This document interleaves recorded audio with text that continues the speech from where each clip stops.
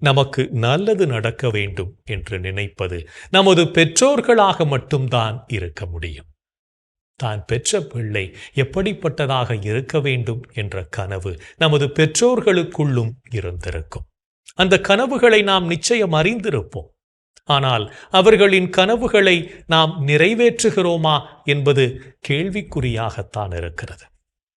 கனவுகளை நிறைவேற்றுவது ஒரு பக்கம் இருந்தாலும் முதலில் நாம் அவர்களை மதிக்கிறோமா என்று யோசித்து பார்க்க வேண்டும்.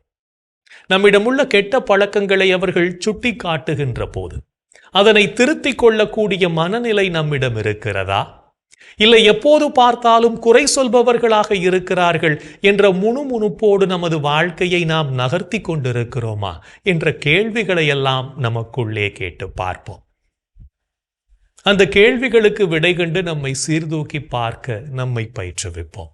இன்றைய காலகட்டத்தில் பெரும்பாலான பிள்ளைகள் நமது பெற்றோர்களின் காலம் முடிந்துவிட்டது, நமது காலம் ஆரம்பமாகிவிட்டது என நினைத்து பெற்றோர்கள் வசிக்கும் இடம் வீடுகள் அல்ல, முதியோர் இல்லங்கள் என்று தாங்களாகவே முடிவு செய்து கொண்டு அங்கே அவர்களை சேர்த்து விடுவதில் ஆர்வமுடையவர்களாய் இருக்கிறார்கள்.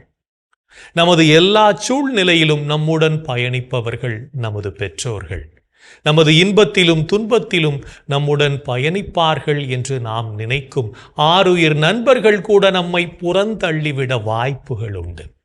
ஆனால் நமது பெற்றோர்கள் மட்டுமே எந்த நிலையிலும் நம்மை கைவிடாமல் பாதுகாத்து வழிநடத்தி செல்பவர்கள்.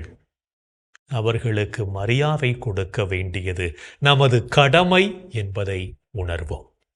பெற்றோர்களை மதித்து வாழ்வோம், அப்போது நாமும் மதிக்கப்படுவோம் என்பதையும் உணர்ந்து கொள்வோம்.